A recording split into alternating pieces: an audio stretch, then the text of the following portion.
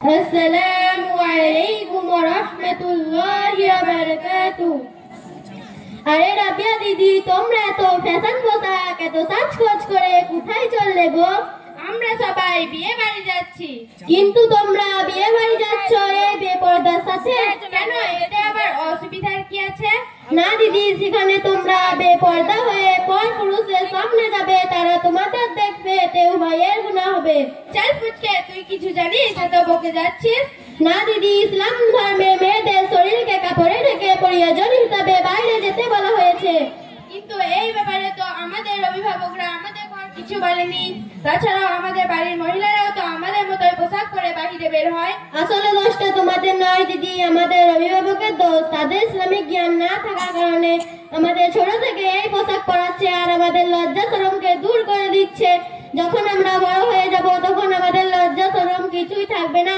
নবী সাল্লাল্লাহু আলাইহি ওয়াসাল্লাম বলেছেন, ইযা ফাতাকাল হায়াউ ফাফআল মা শি'তা। যখন লজ্জা থাকবে না তখন যা ইচ্ছে তাই করবে। তখন পর্দা করার জায়গায় হাফ প্যান্ট পরে ঘোরাঘুরি করবে, যেটা মেয়েদের জন্য সব থেকে বড় গুনাহ। আর পর্দা ব্যাপারে আল্লাহ তাআলা কঠোরভাবে বলেছেন, মেয়েরা বালেগ হওয়ার পর অবশ্যই পর্দার সাথে চলাফেরা করতে হবে, না পারলে জাহান্নামের ভয়ঙ্কর আগুনে পুড়তে হবে।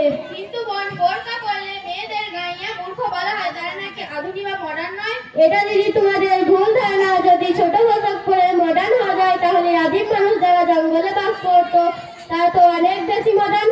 আর সারা বিশ্বের দিকে তাকালে দেখতে হবে অনেক মুসলিম এটা যারা শিক্ষিততা করছে, ডক্টরি করছে, ব্যবসা চালাচ্ছে, গাড়ি চালাচ্ছে, প্লেন চালাচ্ছে, সব কিছুই করছে, কিন্তু পর্দার সাথে।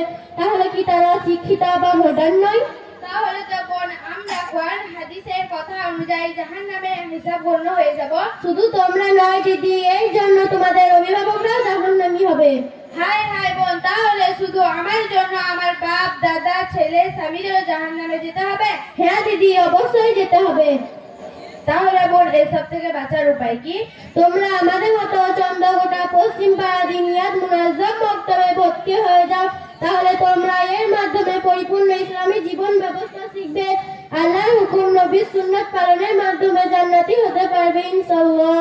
এটা সঠিক হবে। তুমি আমাদের জন্য দোয়া করবে, আমরা যেন তোমার মতো দ্বীন শিক্ষা অর্জন করে তোমাদের মতো আমার বাপ দাদা ছেলে স্বামীদেরও জাহান্নামের কঠিন আযাব থেকে বাঁচাতে পারি। আমিন। আসসালামু আলাইকুম ওয়া রাহমাতুল্লাহি ওয়া বারাকাতুহু।